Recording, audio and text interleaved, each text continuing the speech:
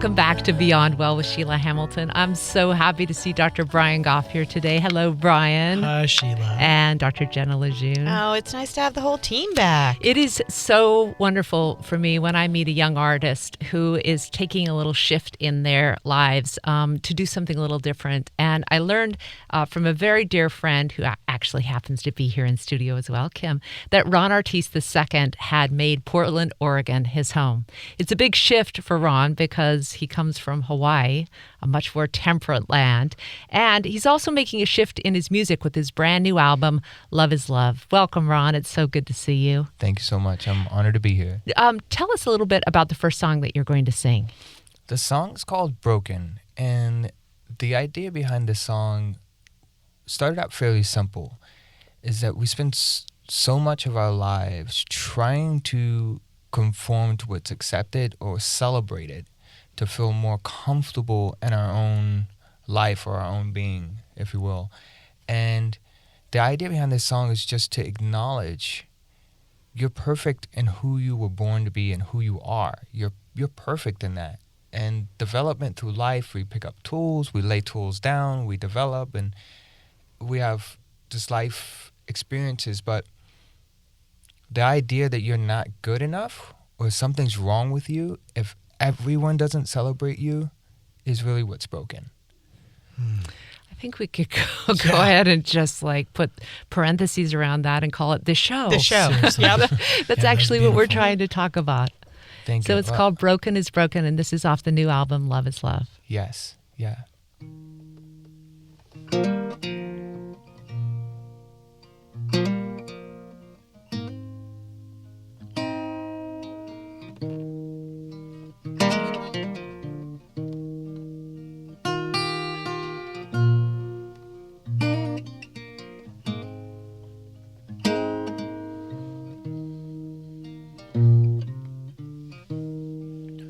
Boy, you're gonna fall sometimes. Lose all hope in one night. The sun's gonna rise again. Open your heart and let love in. We're all a bit broken. Let your light shine through the cracks. You're striving for perfect, but you're already there.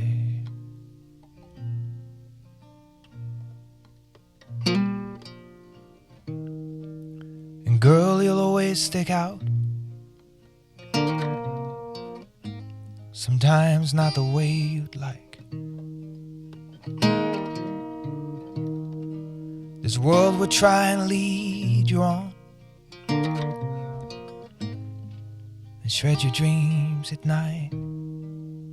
You're striving for perfect, but you're already there. 'Cause we're all a bit broken. Let your light shine through the cracks.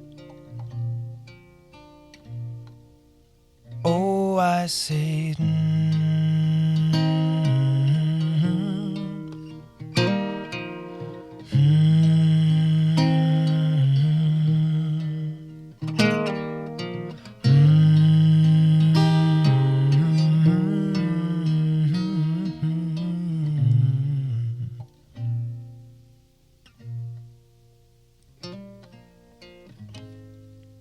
we're all a bit broken.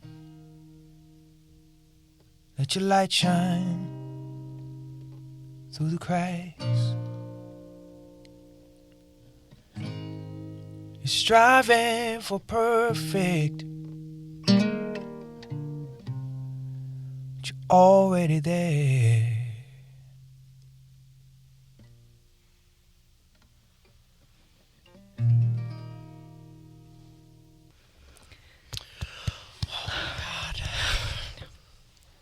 as two doctors and a person who lost someone that I loved very much to a mental health disorder, part of the reason that this new shift in your music so speaks to us, Ron, is because what you just said, people, you're already there. You're fully formed. Wherever you are in your journey, you're already loved and you're already completely whole. But this is such a departure from the other music you were playing, which is so full of funk and a lot of really ambitious lyrics and music. So talk to me about this transition because it's big. Yeah.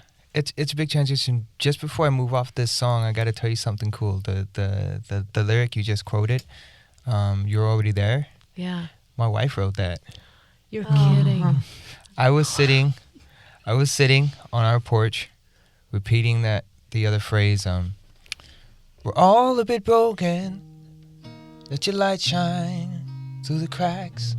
And like many writers, I was getting a little frustrated with myself that I couldn't find the second half. Yeah. And my wife walked by and she's like, "You're striving for perfect, but you're already there." And I was like, I don't know if she was completing the phrase or telling me something. Oh my God. But, and we both was just like, I was like, wow, that's totally it. Yeah. And she's like, wow, I think that's what you were trying to say. And so now when we share that song, I think about my personal journey up until we met, her personal journey up till we met. And the issue is in the world is we all tend to share and talk about our accomplishments with so much excitement. And like it's welcomed at nearly every gathering to talk about what have you done? Like what have you... But when we go through these really more heavy emotions or these kind of darker transitions in our life, we think no one wants to hear about that. And what ends up happening is you fall into that illusion that you're alone, that no one can understand what you're going through, no one can understand what you are because no one else has experienced it. And that's not true. We all go through so much stuff. Yeah. And to talk about the departure from the energy and the idea from Soul Street, our last album, to this one, I really can't take responsibility for it. It's like being a songwriter, for the longest time, I had an issue with taking credit for writing the song. Meaning, like talent, like a lot of things, like air, a lot of things, they come through us. They're allowed to come through us. We're allowed to be a part of the process and share it. And I can't control, or I can't just sit down, like we see in the films, I can't just get a cup of tea and look out the window and say, I'm going to write a song about this now. And I've tried. Sure. Yeah. And it's blank, right? I still get a great afternoon to relax, but I don't get that song. It tends to come right at, if jokingly I'll say, the wrong time. Like when I'm right in the middle of something that's demanding all my attention, all of a sudden there's a melody. All of a sudden there's something coming through. I'm like, what is that? Beautiful. And in that moment, I have to decide to value it enough to preserve and share it, or to try to think, oh, I'll get back to that.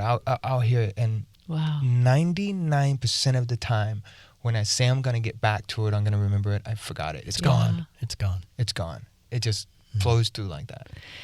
You mentioned that this album was born at a time when you had decided to travel and really go off the grid.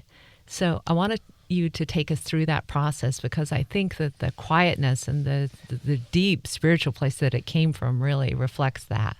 Yeah.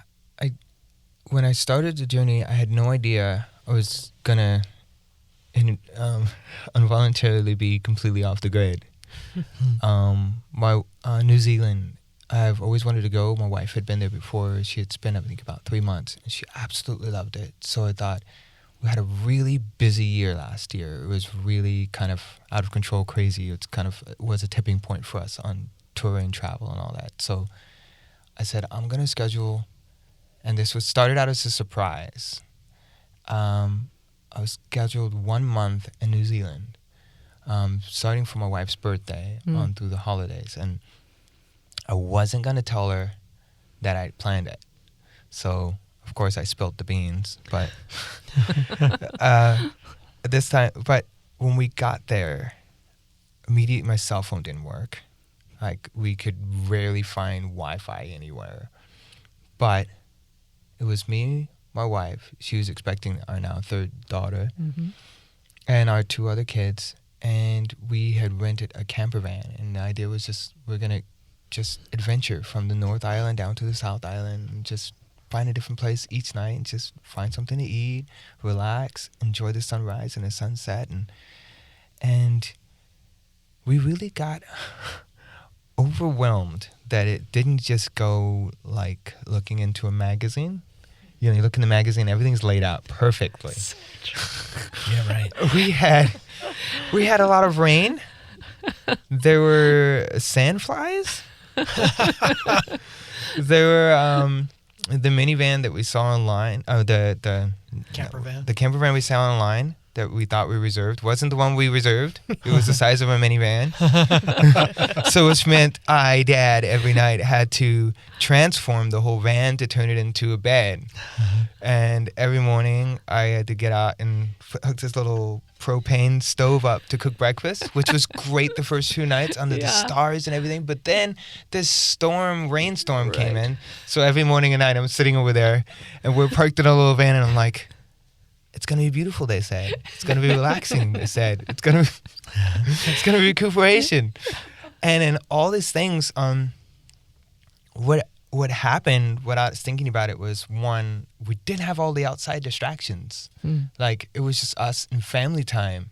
It wasn't like I wasn't able to get all my work phone calls and all that stuff. And what happens was it really slowed me down. And in the moments that I had to myself, it was only me. And in those moments, I really just inadvertently started to feel all the things I had been stepping over or been too busy to address. Not been too busy, but thought I was too busy to address. The heaviest one being the passing of my father, who passed away in 2010. Saying we were best friends is really actually putting it lightly. Like, we spent pretty much every day together. I'm from a really big family of 11 kids, 6 boys, 5 girls, and we all had a ton of fun, just creative madhouse. But I really spent a lot of time with my dad. Like, we would get up. 4 a.m. was my quiet time. I wasn't a night owl. I couldn't stay up past 9. That just wasn't me. You're right. Now, being a musician, I've had to change that. But I would get up in the morning about 4:30 and run my piano skills, and my dad would be reading the paper or going stuff, and we just hash out all of these random ideas about the world and what makes this or what makes that. And kind of losing my dad was really kind of like, will anyone ever understand me again? You know what I mean? It's like, will there ever be that day where I know I had the worst performance of my life and folks are telling me how great it was, but I'd look at my dad's empty piano stool. And there were all those things they have to deal with, because one thing that I really learned from my time with my dad was to look beyond what we can present, to look beyond what we've learned and what we've gained, to really value the person underneath. So in that reference of like me having a bad day on stage and people celebrating that the performance sounded great, my dad would come up and he would ask me, how are you feeling? Where was your mind? Where's your head at? Yeah. And just knowing that somebody got it or like would come and care about that level really mattered. And after my dad passed, I never heard those words again until I met this wonderful woman from Germany who's now my wife. And one day I was playing at some random place and I had a really horrible performance and everyone was telling me how great it was. And she came up, and keep in mind, she never met my dad. Wow. And she said to me word for word, she's like, how are you feeling? Where's your head at? And I just like, I never cry. And I just had to tell her, I was like, yeah, I have no idea what you just said to me and what it means. Like, you have no idea. Love. And yeah, man, it's going deep in a relationship with someone to where it's not about, I like how you look, I like how you carry yourself, I like what you've gained. No, I love that light that's living in you, that I want to get to know who that is, and I want to take care of it, and I trust that you're going to love the light that's in me and take care of that. And I often tell her that I don't think I've done anything in my life to deserve her. And to find someone like that in your life is just, there's really no words for it. And to talk about that transition of what happened in New Zealand with the time off we had, I just started one day just sitting with my guitar, and if I can remember what chord it was, it's here. I just started doing.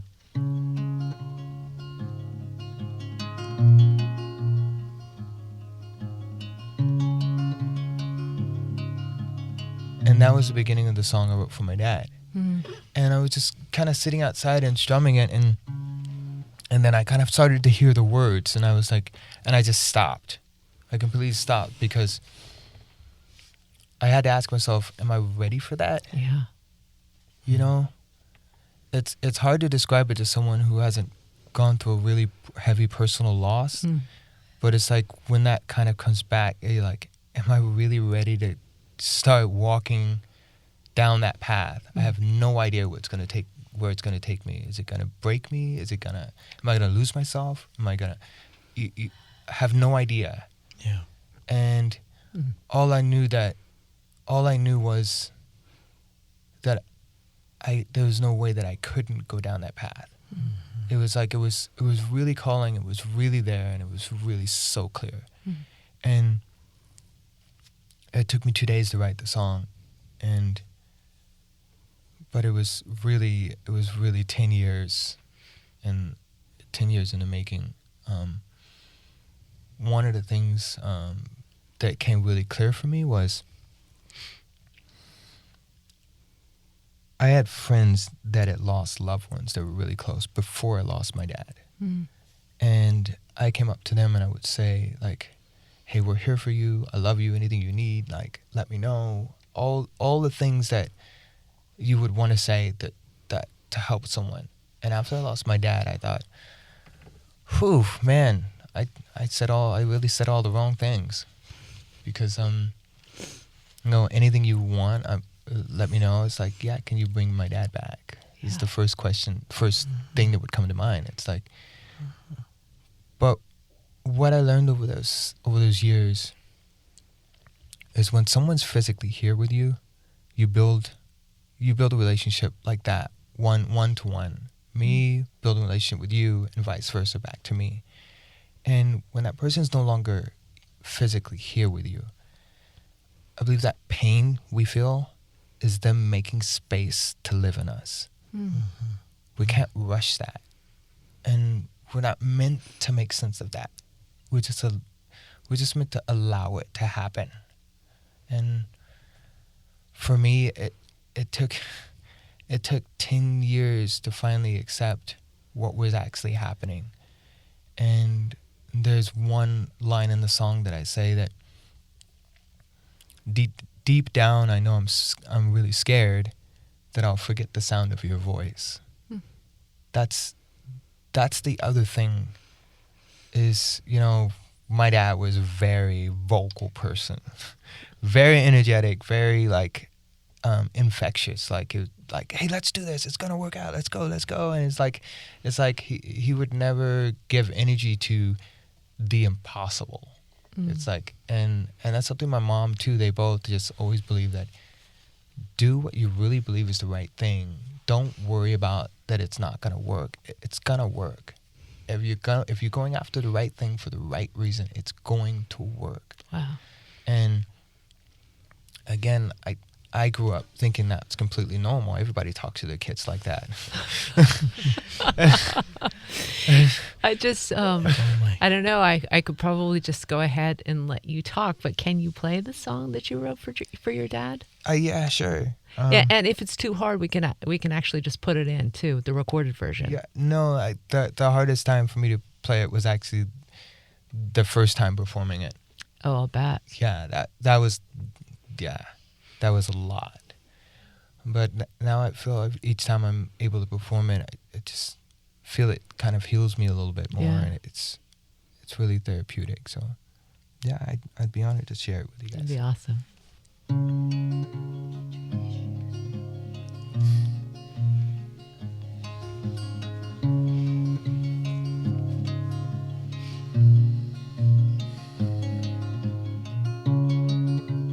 You said you'd stay. Why did you go? So much around has changed. So much you need to know.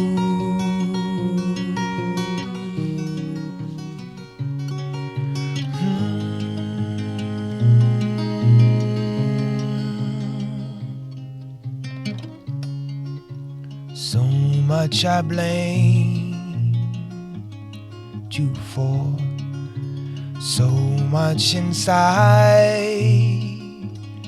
me's torn. So much I wish we shared. But deep down I know I'm scared that I'll forget your voice.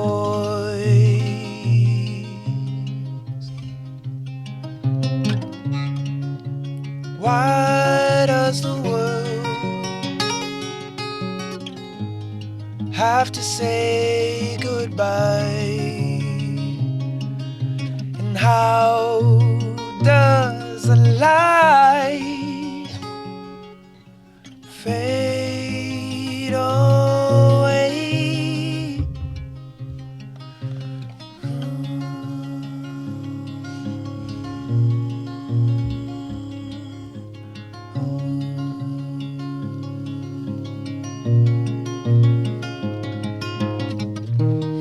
I know you'll always be a part of me, and that you're living here inside. You know, sometimes I wish you'd speak to me. You know, I never said goodbye. Hear my cry.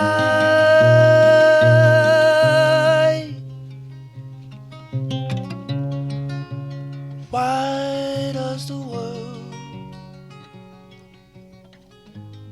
have to say goodbye? And how does a light fade away?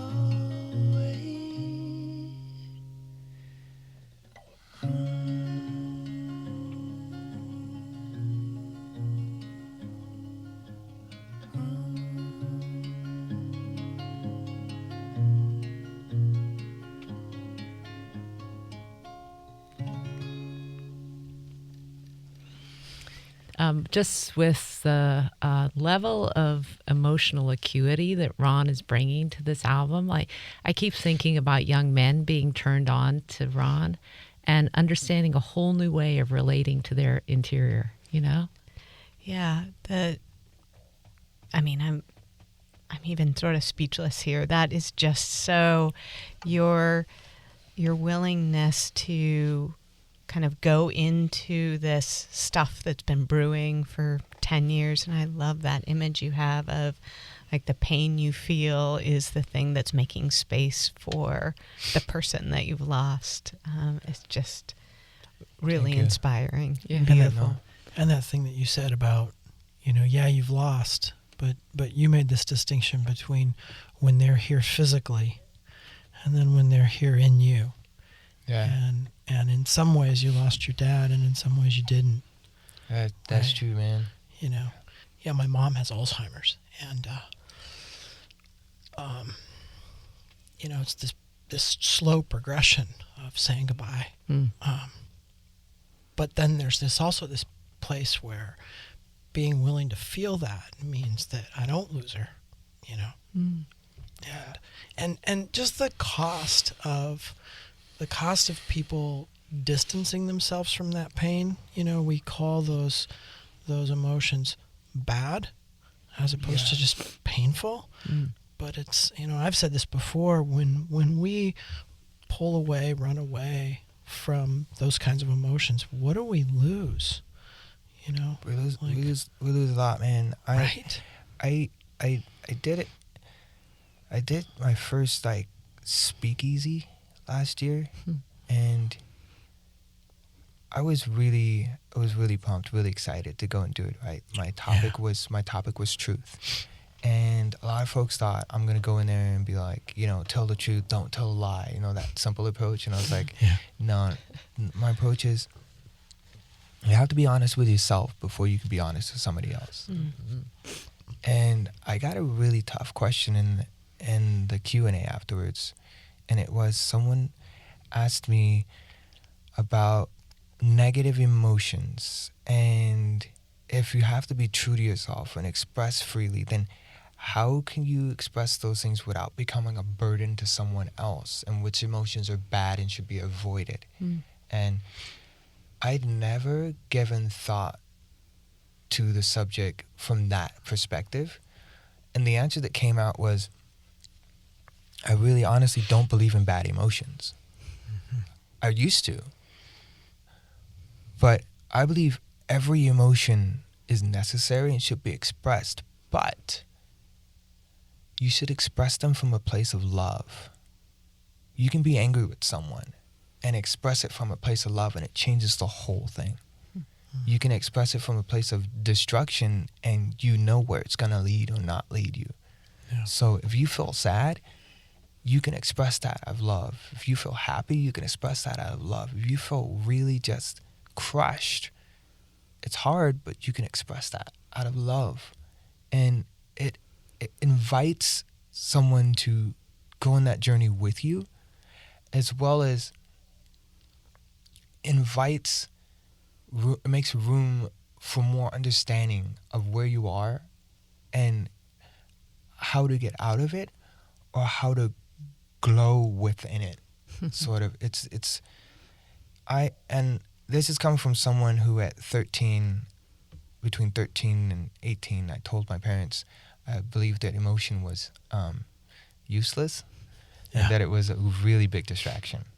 And I was like, I want to overcome emotions. I want those not to be in my way. And my mom was really honestly terrified. She's like, whoa.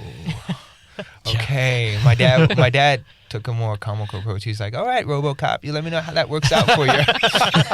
He's like, you let me know how that works out for you. And it really was that progression of being given that space. I wasn't chased out of that thinking. Yeah. I was given the space to kind of like, all right, if you think that's what you want, explain to me why you think it's going to work and why you think it's going to make your life better. Because my dad was like, there's so many different life choices I could have done than to spend all my life, me and your mom, spend all our life here with these 11 kids who need our attention all day long and want to tell us how they know the world better. But this is what makes our life rich. That's right. Is connections, is sharing and feeling. That's what makes us alive. I honestly didn't get that for the longest time. I was like, of course I'm alive. Of course I feel. Of course I do this. You know, I'm hot or I'm cold. I'm happy or I'm upset. But I want to be able to be at the highest mental state consistently. And that was my goal. And it's funny and backwards as it sounds, just because I wanted to be better at my art, at my craft. Wow. I was sitting in the corner and practice my guitar, and my dad said, you're missing out on everything about what you're doing. You should just go outside, smell flowers, meet people, do something. That's where the expression of art comes from. It's reflecting the life around us. Right. You know? You work on scales, and it's like, what are you going to play about? Yeah, what are you going to play about? Yeah, man. Well, you want to be at this highest mental state as if that is somehow on the opposite end of a spectrum from Exactly. fully Yeah, experiencing exactly. life Yeah. versus aren't those the same thing? Exactly, Yeah. exactly. But Right. but of Yeah. course I didn't get it. I was like, Sure. you know, Yeah. if I'm upset, if I'm mad, then I'm not thinking clearly. And my dad's like, so you mean you're supposed to be two different people, like one that feels and one that thinks? Wow. You know,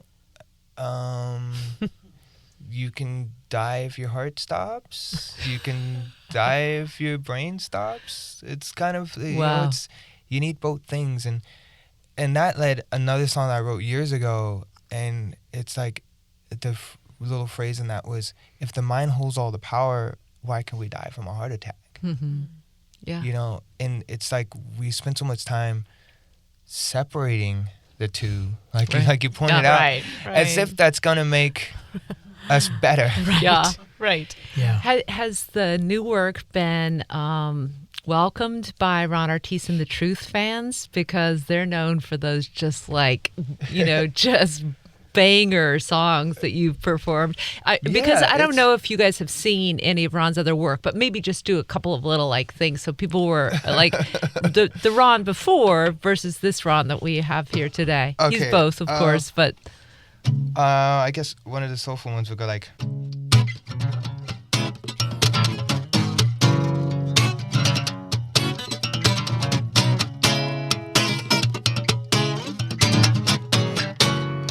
I'll just do a verse for you. They wanna take love, throw it all away. Trying to break hearts, tell you one thing. But I'm here to say what's on your heart and soul. Don't ever let it go, baby. 'Cause it ain't about you, ain't about me. Hey. I want Right? I want both. Yes, No. and Right, and that's the thing that I'm thinking is I hear that, and we were saying like, oh, the person you were before and the person you are now, and I think of it more like, I was, in a podcast you can't see my hands, but it's like this narrow band, and what you've done is just kind of expanded a little Yeah. bit, right? So it's like, yeah, there's still that because that's one of the crayons in your box. Yeah, but that's, now that's perfect analogy. But of now I it, just right? use these other colors, right? Yeah, Yeah. Right? yeah, it's true. Because I gotta say, my my team, like management team and agency, they're quite scared. I told them, I was like, they trust me, but we just finished Soul Street. Everybody's excited. It's almost like a half year, and I'm like, oh, I'm ready to go back in studio. I have these new songs, and they're like, oh wow, awesome. What do you hear? Like I said, I'm hearing strings, and you could hear a pin drop. Yeah. And I'm like, they're like, okay, like with horns and a B3, and like I was like, no, more like Just- with an acoustic guitar, and just singing and kind of sharing some stories and emotions, just kind of really stripped down. And they're like, and then I said that the scary phrase every artist says. When it's done, I'll show it to you, and you know what I mean. And they're like, oh. they're probably like those damn Kiwis in New Zealand messed you up. Oh man, yeah, I hadn't even gone to New Zealand yet. Oh. So this is when I had maybe two songs in my head, and they weren't even done yet. All I knew was I'm hearing all these strings, I'm hearing all these voices like a choir and all this stuff, and that kind of let me know where the direction of the music is gonna come from.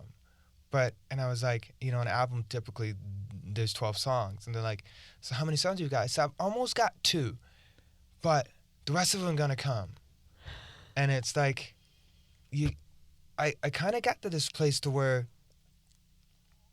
it's like I don't try to plan out life. And my parents would always say that growing up. They're like, man plans, God laughs, right? Like he was like, we're planning all this stuff overnight, and my dad was a artist and a musician, so he was like, we're gonna go outside, we're gonna paint these cool T-shirts, we're gonna do all this stuff. For us, meaning all the kids, it's like, oh yeah, we're gonna get messy and paint or whatever. wake up the next morning, it's storming and raining outside. He's like, Yeah. well, do plan, because nothing's going to dry. So, and so I kind of, like, I try to stay in the moment. I try to stay open enough to get my own agenda out of the way, to feel what is it that needs to be said? What is it that's necessary? And it comes down to my idea of success. And in the music world, we all know what the glorified idea of success is. You know, win a Grammy, win this, you know, get all the awards. And Right. that's never resonated with me. Of course, when I was 13, I wanted to be the best guitar player in the world. Yeah.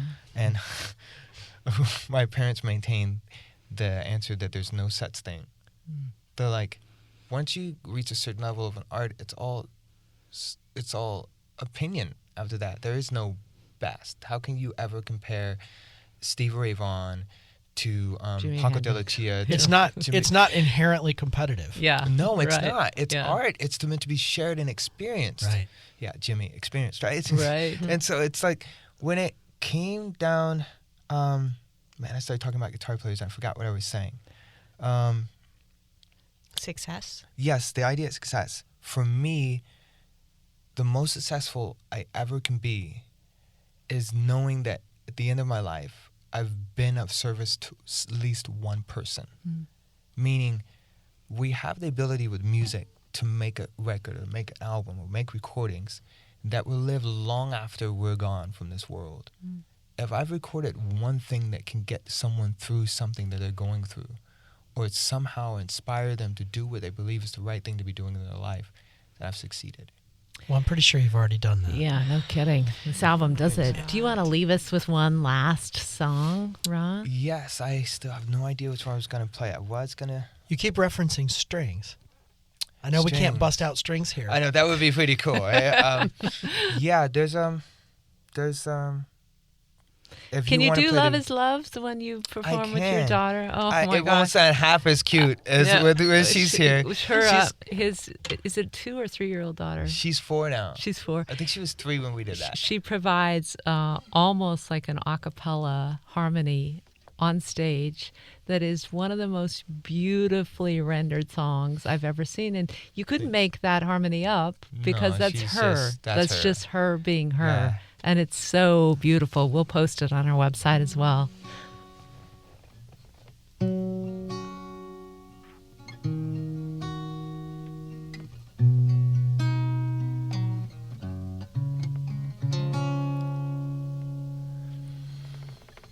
Love is love. It's not my imagination. Love is love. It's greater than our nation. It's pure as the sun is bright. It's pure as the moon at night. Love is love.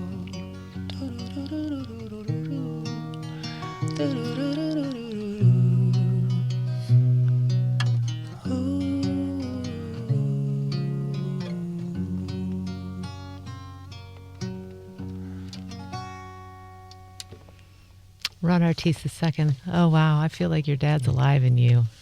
Thank you. That was so beautiful. Thank you so much for coming in, Ron. And welcome to Portland. Thank you. Yeah. This is the kind of people we want to attract to our Absolutely. town. Yeah, really. Yes. Thank you. Thank you. Portland's been a beautiful place, and Oregon all together, man. It's been wonderful.